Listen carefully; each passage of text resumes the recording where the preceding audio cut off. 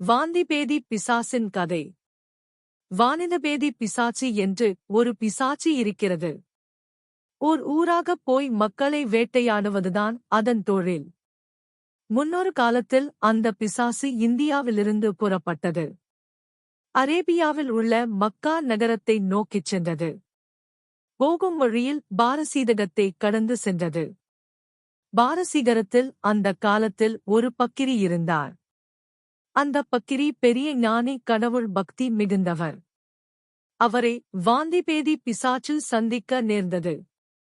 அப்போது அந்த பக்கிரி அதை பார்த்து, "நீ எங்கே போகிறாய்?" என்று கேட்டார். "சாமியாரே, மெக்கா நகரத்தில் இப்போது திருவிழா தொடங்கியிருக்கிறது. உலகின் நாலாதிசைகளிலிருந்தும் மக்கள் அங்கு வந்து கூடியிருக்கிறார்கள். அவர்களை வேட்டையாடத்தான் புறப்பட்டுப் போகிறேன்" என்று பதிலளித்தது வாந்திபேதி பிசாச்சு. இதைக் கேட்டதும் அந்த பக்கிரிக்குப் பெருஞ்சினம் உண்டாயிற்று. "சீச்சி, மூர்க்க பிசாசே, பக்கத்தில் இப்பொழுது சிறந்த பக்தர்கள் திரண்டிருப்பார்கள். அவர்கள் அல்லாஹ்வைத் தொழும் பொருட்டு வந்தவர்கள். அவர்களைப் போய் நீ கொல்ல நான் இடங்கொடுக்க மாட்டேன். போ, பேசாமல் திரும்பிப் போ. இன்னொரு முறை உன்னைக் கண்டால் சட்டு எரித்துவிடுவேன்" என்றார்.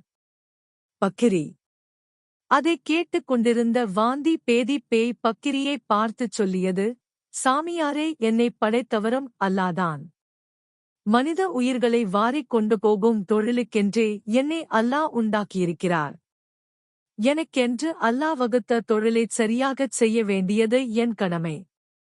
உலகத்தில் நடக்கும் எல்லாச் செயல்களும் அல்லாவின் திருவருளால் நடப்பனவேயன்றி வேறல்ல. அவனின்றி ஓர் அணுவும் அசைவதில்லை. ஆகவே என் கடமையைச் செய்வதை நீர் தடுக்க முடியாது. முடிந்தாலும் நீர் அதனைத் தடுக்க முயலுதல் சரியான செயலுமாகாது.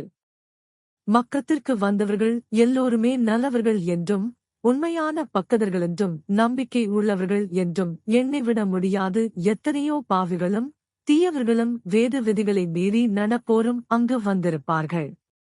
மேலும் நல்லவர்கள் எல்லோருமே சாகாமல் இருக்க வேண்டுமென்பது அல்லாவின் விதியல்ல. பாவிகள் மாத்திரமல்லாமல் அப்பாவிகளும் சாகத்தான் செய்கிறார்கள்.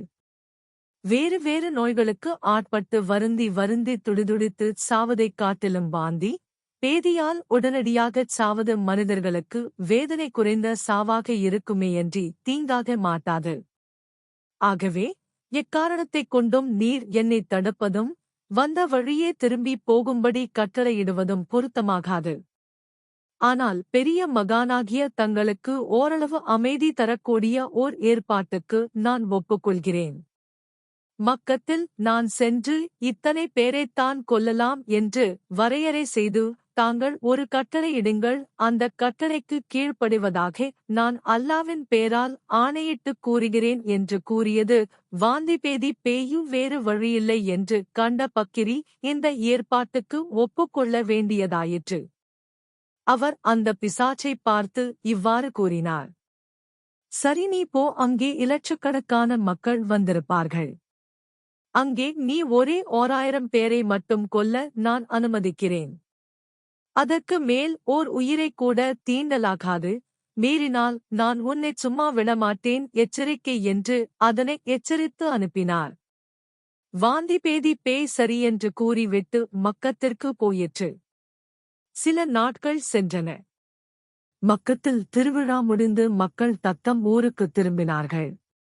அவ்வாறு திரும்பியவர்களில் சிலர் பாரசீகத்தின் வழியாகச் சென்றார்கள். அவர்கள் மூலம் மக்கத்து விழாவைப் பற்றி பக்கிரி விசாரித்தார்.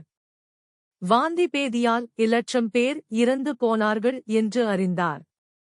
அவர் மனம் துடிதுடித்து சினம் பொங்கியது. வாந்திபேதி பிசாசைச் சபித்துக் கொண்டே இருந்தார்.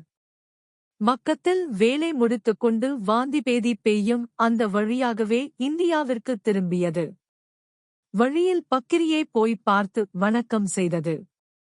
அதை நேரில் கண்டதும் பக்கிரிக்கு வந்த கோபம் அப்படி இப்படிப்பட்டதல்ல. "போக்கிரிப் பேயே, போய் சொல்லிய நாயே!